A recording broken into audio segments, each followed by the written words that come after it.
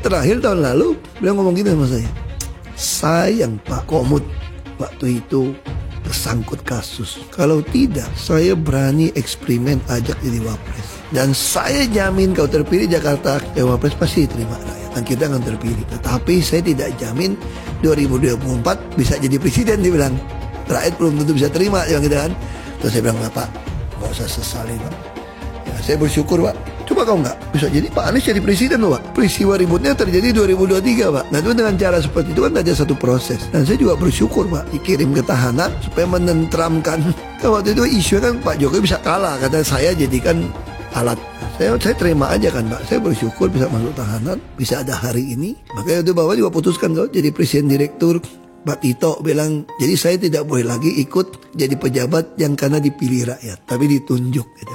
Anak abah, lihat nih. Anak abah, mana anak abah? Nih, abah kalian mengaku terhormat jika kembali didukung Prabowo di Pilgub DKI 2024. Astagfirullahaladzim. Inilah yang dimaksud gerakan perubahan itu kali ya. Otaknya berubah-ubah. Sumpah gak ngerti lagi, gak tahu malu, gak tahu diri banget kok. Bisa gitu kan dia berpikir seperti ini. Emang paling enak menjilat ludah sendiri orang yang lu hina di depan masyarakat Indonesia. Sekarang menjadi ya mencoba menjadi SD begitu. Nggak habis pikir kok, kayak buka tembok gitu loh. Kasian tuh anak-anak abahnya. Ada yang sampai jual mobil, ada yang sampai ke surga gara-gara kelaparan. Ada juga yang sampai memutuskan silaturahmi hanya gara-gara beda pendapat. Taunya di ya orang-orang kayak gini udah tahu lah. Apakah Anies salah ngasih sinyal untuk minta didukung kembali sama Prabowo? Tentu saja tidak. Gue juga udah pernah bilang, dari zaman batu, politik memang sekotor itu. Agama juga bisa dimanfaatkan demi kekuasaan. Yang goblok adalah lu yang mendukung orang-orang seperti ini setengah mampus. Memutuskan silaturahmi hanya gara-gara beda pendapat. Dan dia apa? Dia tetap ingin menjadi penguasa. Lu lihat siapa yang menggunakan agama untuk memprovokasi umat. Tapi mereka fine-fine saja. Mungkin nggak sih terjadi pertarungan ulang Anies Baswedan versus Ahok dalam Pilgub DKI 2024? Ahok sendiri namanya sangat percaya diri untuk maju sebagai petarung dalam Pilgub 2024 ini. Ahok menyatakan pertandingan ulang antara dia dengan Anies akan menjadi sebuah pertandingan menarik. Dia bahkan tak khawatir kalau pihak Anies nantinya akan mengangkat isu politik identitas. Kita mungkin bisa berharap bahwa penduduk Jakarta lebih rasional dibandingkan daerah-daerah lainnya. Tapi pengalaman Pilgub DKI 2016-2017 menunjukkan harapan itu tak sepenuhnya berlaku. Akan kembali beredar konten-konten tidak masuk akal seperti jangan mensolati jenazah pendukung Ahok karena pendukung Ahok adalah pengkhianat Islam. Dan itu bisa kembali memecah belah Jakarta atau bahkan Indonesia. Hari demi hari nanti kita bukan saja akan menyaksikan serangan terhadap Ahok, tapi juga serangan terhadap Kristen dan juga serangan terhadap kaum Tionghoa. Kita kalau mau menyelesaikan masalah bangsa ini yang keberagaman ini, bukan diem kabur gitu loh. Ya udah, kita mesti tes. Justru sekarang yang terjadi kalau bisa kita mesti lihat dong. Justru kalau bisa rematch sama Pak Anies lebih menarik. Wow. Supaya mengukur sampai di mana bangsa ini setelah naik levelnya untuk menuju Bhinneka Tunggal Ika gitu loh. Jadi Pak Ahok mau rematch lagi dengan Pak Anies? Bukan. Maksud saya itu kalau Anda mengatakan bahwa ini akan takut ribut gitu loh. Kalau takut ribut ya paling cocok ya rematch dong untuk mengukur supaya apel dengan buah apel bandingnya gitu. Cuman mau, udah pede? Bukan soal pede nggak pede, kalau kita pengen demi untuk bangsa ini menilai, kalau bisa ikut menarik menurut saya. Untuk mengukur kan, apakah terjadi lagi demo yang besar atau terjadi lagi pasang tulisan di mana-mana, kan kita itu menarik gitu loh untuk mengukur. Dari 100 tahun merdeka masih persoalan ini diumpetin gitu. Pilpres kemudian turun kelas ke Pilgub dengan waktu yang cukup pendek, itu stigma itu akan lekat loh Mas. Gini, soal turun kelas memang ada yang setara sama Pilpres. Nggak ada. Kembali ke kampus, kalau cara pandangnya begitu, turun kelas. Pak Prabowo dari presiden terpilih menjadi menteri turun kelas. Pak Muhaimin dari Cawapres menjadi ketua PKB turun kelas. Kalau cara pandangnya begitu semua turun kelas. Itu cara pandang yang keliru. Itu menganggap capres adalah posisi. Pilpres itu posisi, bukan. Pilpres itu kompetisi. Dan kompetisi itu ada awalnya ada akhirnya. Bener kan? Kata gue juga apa? Suatu saat pasti akan ada butuhnya lagi. Kemarin sok-sokan ngerendahin Bapak Prabowo dengan menilai 11/100. Kemarin juga bilang bahwa Prabowo itu tidak tahan menjadi oposisi. Sekarang apa? Sekarang minta dukungan. Anies Baswedan menyatakan siap bertemu dengan Prabowo Subianto jelang Pilkada Jakarta 2024. Menurut Anies Baswedan, pertemuan dengan Prabowo Subianto ini guna membangun komunikasi politik jelang Pilkada Jakarta 2024. Kalau saya saran aja ya Bapak Prabowo, jangan dikasih hati lagi. Karena yang satu ini beda, seperti kacang lupa kulitnya. Tidak ada rasa terima kasihnya Pak. Ya, jangan dikasih hati lagi. Kok Ahok membuat kok Ahok merasa kalau sekarang dikasih jabatan gubernur sudah lebih siap. Kenapa waktu itu bilang saya sudah lebih siap jadi gubernur? Iya, Anda pernah nggak kuliah S3 di Makobrimob? Ini jebolan Makobrimob, bos. Itu kok aku serius nanya, jebolan Makobrimob itu menurut Ahok menaikkan harga, bukan justru menurunkan. Saya nggak bicara harga. Kalau harga sebenarnya kekuasaan Tuhan kasih orang miliki. Yang saya maksud, Anda di dalam itu belajar menguasai diri. Karena yang paling penting pun, penguasaan diri itu melebihi orang yang menaklukkan kota. Jadi kalau kamu jadi jenderal yang hebat, bisa menaklukkan satu kota, itu kalah dengan orang yang bisa menguasai diri. Nah, itu kelemahan saya kasih contoh kan. Kalau dulu dia bilang ini bukan teh air putih, gue ajak lu ribut. Berjam-jam tuh, ngabisin waktu gitu. Kalau sekarang saya cuma sekian. Karena di dalam tuh saya belajar. Dan kemudian? Nah itu jadi satu, saya bilang kan. Saya jadi belajar banyak di dalam. Banyak orang tanya, kalau dunia bisa diputar balik, kamu mau nggak kalau bisa menghindari? Kan biasa film-film kan gitu kan. Waktu gitu kan. Putar, lalu kita supaya menghindari itu. Anda bisa jadi gubernur, tapi Anda juga tidak masuk ke tahanan. Itu yang saya maksud. Saya bilang, saya pilih tetap sama. Kenapa?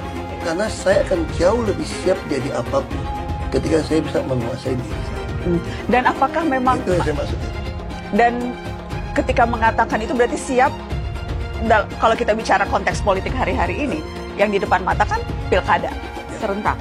Termasuk juga kesiapan untuk maju ke salah satu pilkada, apakah Jakarta atau apapun. Saya masih tetap politisi. Sebagai kader politik, di tugas manapun bisa. Tapi sebagai teman Ibu Mega, saya mesti bilang dong, saya nggak boleh itu. Kalau saya berharap sih, memang Mas Anies biar gak ikut lah. Ribet itu kalau ada Mas Anies. Nanti kalau kalah, teriak-teriak curang, ya. Kemudian nanti kalau kalah itu demo berjilid-jilid. Dan jika kalah nanti kemudian menyalahkan KPU, menyalahkan DKPP, menyalahkan Bawaslu, ya, menyalahkan Pak Jokowi, menyalahkan Pak Prabowo, dan ujung-ujungnya demo berjilid-jilid begitu ya. Kita punya rekam jejak Mas Anies di Jakarta itu kelihatan yang penting beda dengan pemerintah pusat. Ketika Mas Anies Baswedan menjadi gubernur DKJ 5 tahun mulai tahun 2017 sampai 2022, itu menunjukkan Mas Anies itu kelihatan balik loh. Yang penting itu beda pendapat dengan pemerintah pusat, dan ini tidak menguntungkan Indonesia, terutama adalah Jakarta. Apalagi kita punya pengalaman di tahun 2017 ketika Mas Anies menggunakan diksi rasis ya, yang mengatakan kemenangan Mas Anies di Jakarta adalah kemenangan pribumi. Dan pernyataan itu ya tentu ditujukan kepada Mas Ahok yang karena ini tidak menguntungkan bangsa dan negara. Siapapun calon presiden, calon wakil presiden, calon gubernur, wakil gubernur, meskipun latar belakangnya memang bukan dari pribumi, jikalau mereka sudah warga negara Indonesia maka kita anggap sebagai anak bangsa. Tetapi pernyataan Mas Anies yang kemudian mengatakan bahwa kemenangan Mas Anies di DKJ adalah kemenangan pribumi, ini seolah-olah Mas Anies mengatakan bahwa Mas Anies pribumi, kemudian Mas Ahok bukan pribumi. Saya dari Sabang Madura, demi Allah, saya tumpas itu semua. Saat saja bukan bulan puasa. Polisi, saksikan saya orang Madura. Andai bukan bulan puasa, saya sembelih semuanya itu. Paham Madura? Saya bukannya tidak tahu yang ada di negara ini. Saya paham karena saya rakyat kecil. Di Madura cuma sampai karena saya bertekad berjuang teguh untuk memenangkan Anies Baswedan tanpa sopan. Dan saya kesini ngongkos sendiri saudara. Perjalanan 1 malam, 1 hari 1 malam. Ngongkos sendiri, beda dengan yang di sana. Indonesia tanpa Jokowi.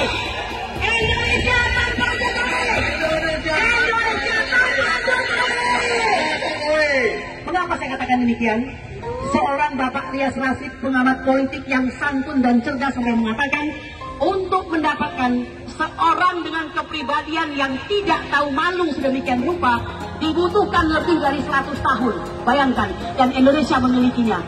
Sifat-sifat Fir'aun itu ada dalam dirinya, yaitu memecah belah dan mempertahankan kekuasaan dengan segala cara. Oleh karena itu, Bapak-bapak dan Ibu sekalian, saya ingin Anda semua kembali kuatkan tekad kita bahwa perjuangan ini harus mencapai tujuannya dan konstitusional. Oke? Gagal nyomot saksi, ngundang menteri. Akhirnya menteri bawa data, dijelasin semua. Bengong. Kurang puas, ngundang lagi Jokowi.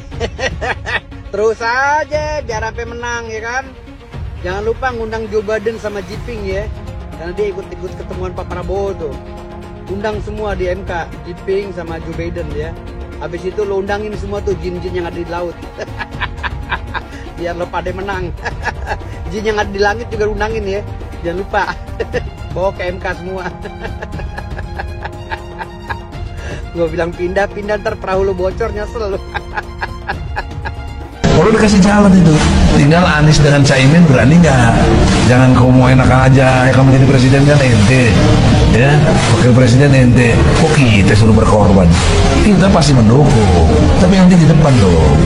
Nabi Muhammad tuh nyermin di depan, bukan dari belakang meja. Dengan perjuangan dialah kami bisa melawan kezaliman dan ketidakadilan oleh Jokowi Dodo. Maka perjuangan ini kami tidak akan pernah berhenti sampai nyawa dan darah saya pertaruhkan. Saya diberi nilai 11 dari 100. Itu nilai luar biasa. Pertama kali dalam hidup saya terima nilai itu.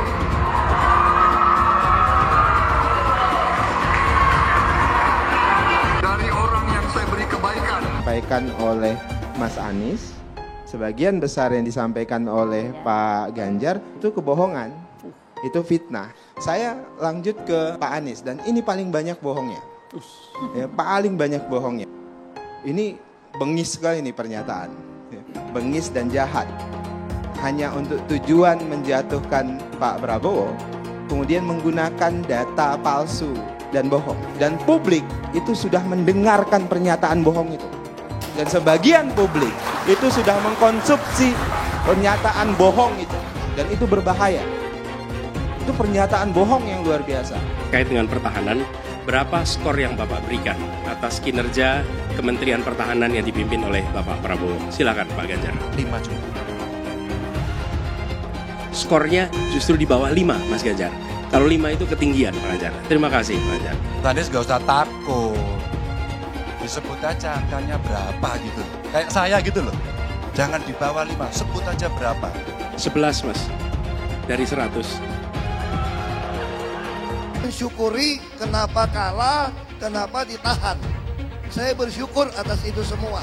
Saya coba bayangkan ya, kalau seandainya waktu itu kita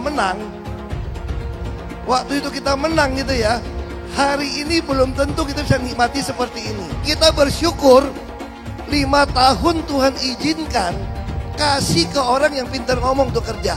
Coba kalau kita bayangkan gitu ya, kalau kemarin saya masih jadi gubernur, ini saya udah turun ini. Tapi yang pintar ngomong itu dikira orang hebat kan? Ini lebih berbahaya tahun 2024. Langsung ketahuan karakternya. Langsung ketahuan itu. Di saya juga ada kutipan Pak di kamar saya Pak. Tulisannya, Jakarta telah mengambil keputusan yang fatal. Jangan hanya konsentrasi pada pembangunan benda-benda mati yang indah difoto dan bisa ditunjukkan dalam 5 tahun hasilnya. Kalau kita mau menilai sebuah janji, maka lihat janjinya atau lihat kenyataannya. Dulu janjinya apa ya? Dan ini aneh, betul-betul aneh. Ini bukan kampanye, tapi saya sampaikan sini. Di satu sisi menyiapkan jalur-jalur air untuk dikirim ke laut, di sisi lain di lautnya dipasang dengan pulau reklamasi, tinggal tunggu waktu jadi rob, air balik. Dan ini melawan sunatullah. Kenapa? Air itu turun dari langit ke bumi, bukan ke laut. harusnya dimasukkan ke dalam bumi, masukkan tanah. Di seluruh dunia air jatuh itu dimasukkan ke tanah, bukan dialirkan pakai gorong-gorong raksasa ke laut. Jakarta telah mengambil keputusan yang fatal. Bukan banjir, itu memang parkir air. Bukan banjir, itu memang parkir air. Masyarakat berkeliling dengan membawa toa untuk memberitahu semuanya, termasuk sirine. KIBON 82 miliar. Apa alat transportasi yang dimiliki oleh hampir setiap orang? Alat transportasi yang dimiliki semua orang adalah kaki. Kalau seandainya orang Jakarta percaya Pak Anies jadi gubernur pun, saya berani jamin kok dia akan lakukan normalisasi yang sama seperti saya lakukan kok. Gak usah bohong lah. Jadi ketika air sampai di muara, maka siap untuk dipompa ke laut. Pancasila Soekarno, ketuhanan ada di pantai. Anak Tuhan dari mana? Kalau Yesus anak Tuhan, bidangnya siapa? Besok di seluruh wilayah Indonesia kami katakan dan Iblis hanya menggoda orang yang beriman. Makanya jarang-jarang orang kafir kerasukan setan. Yang kerasukan setan itu orang baik-baik. Jarang, saya belum pernah nengok Cina kerasukan setan. Pernah tak Ahok itu kerasukan setan? Enggak, setannya juga. Karena sesama setan jarang saling menggoda. Karena di salib itu ada jin kafir. Karena di salib itu ada jin kafir. Karena di salib itu ada jin kafir. Haleluya. Kepalanya ke kiri apa ke kanan? Kepalanya ke kiri apa ke kanan? Tetap percaya salib itu lambang mulia, bukan jin. Kok ketawa? Aku nggak nyindir siapa-siapa loh. Saya nggak pernah mundur untuk kebenaran, keadilan, kejujuran, dan peri kemanusiaan. Gue nggak pernah mundur. Dan gue nggak pernah takut juga sama lu. Siapapun yang rasis, gue akan hadapin. Karena rasis itu tidak berperi kemanusiaan. Sama saya ditanya dulu kan, kamu nyesel nggak statement kamu di Pulau Seribu sehingga masih masuk penjara? Tidak pernah nyesel, karena saya mengatakan kebenaran. Hai teman-teman, tahun ini adalah tahun yang bagus untuk trading di market kripto, terutama Bitcoin dan kripto lainnya.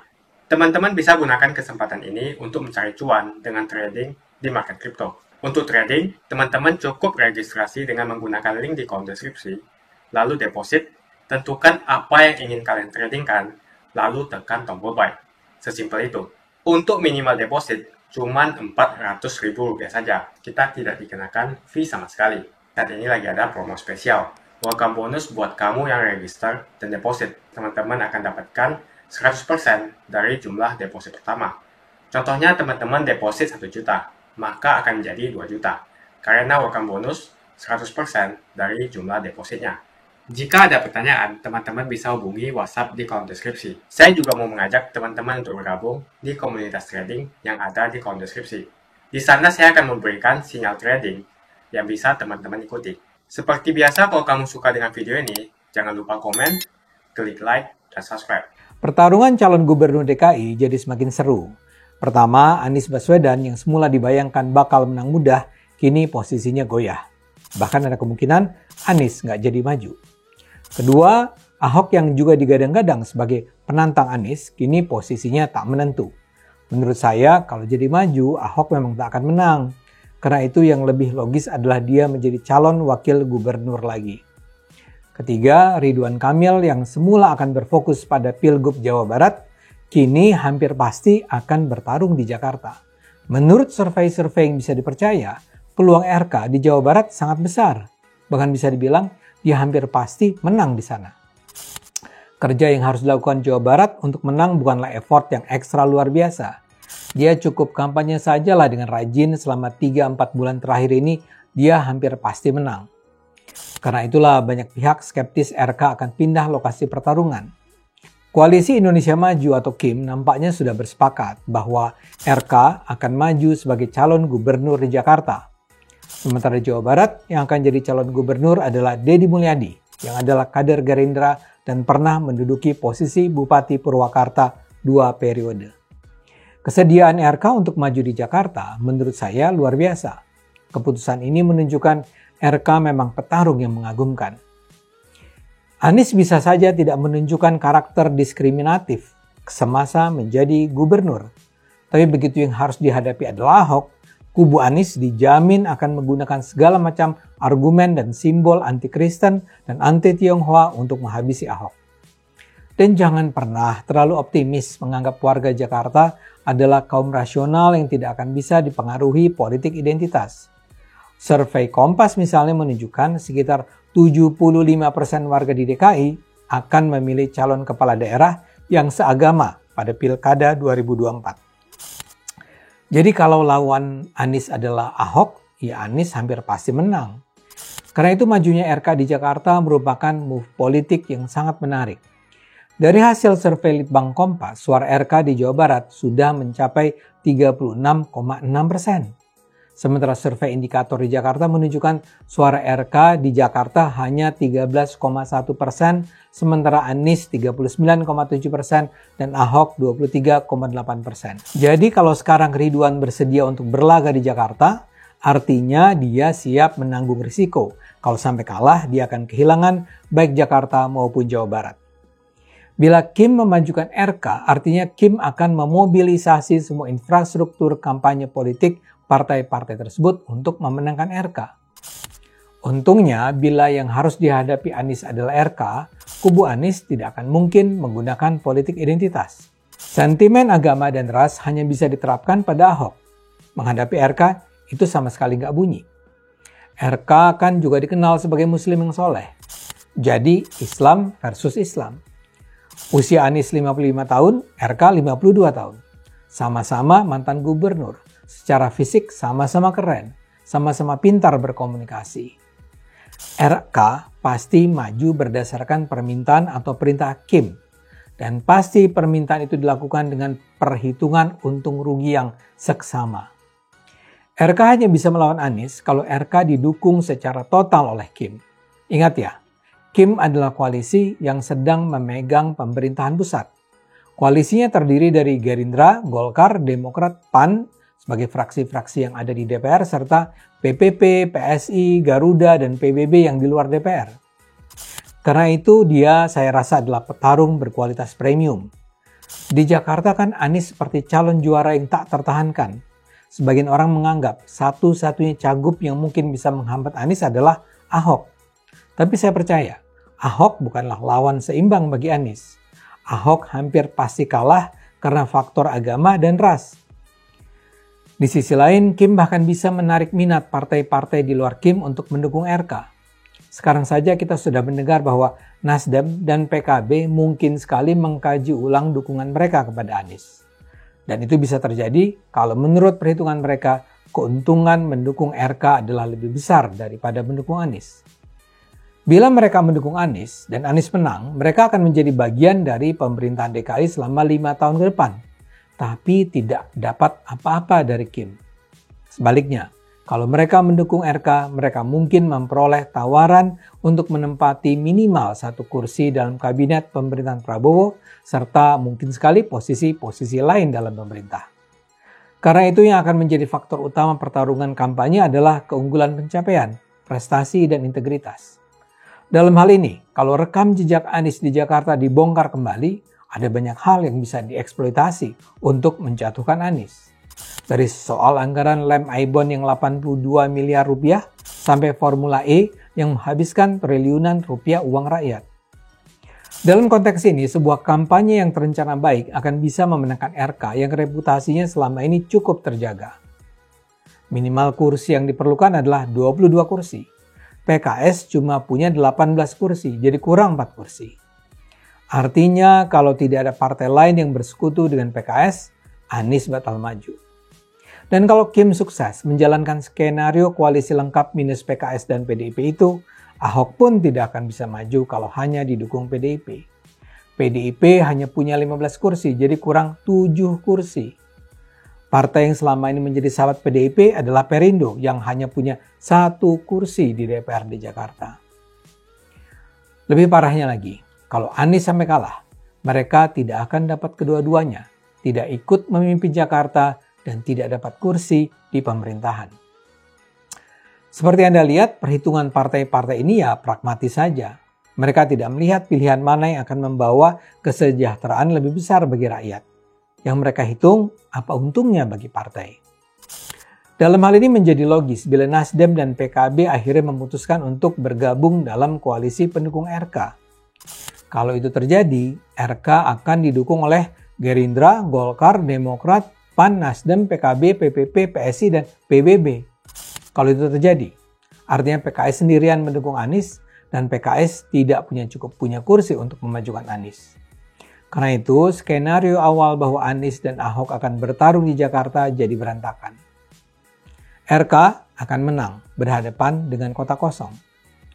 Memang Anda mungkin melihat ada satu kemungkinan lain, yaitu Anies dan Ahok bergabung. PKS dan PDIP berkoalisi. Anies kemungkinan besar jadi cagup, Ahok jadi cawagup. Mungkinkah itu dilakukan? Tentu saja dalam politik Indonesia apapun bisa terjadi. Tentu banyak pihak menduga Ahok tidak akan melakukannya. Dan bahkan kalaulah bukan Ahok yang diajukan, PDIP mungkin akan mengajukan nama kader lain seperti Pramono Anung atau Jarod Saiful Hidayat.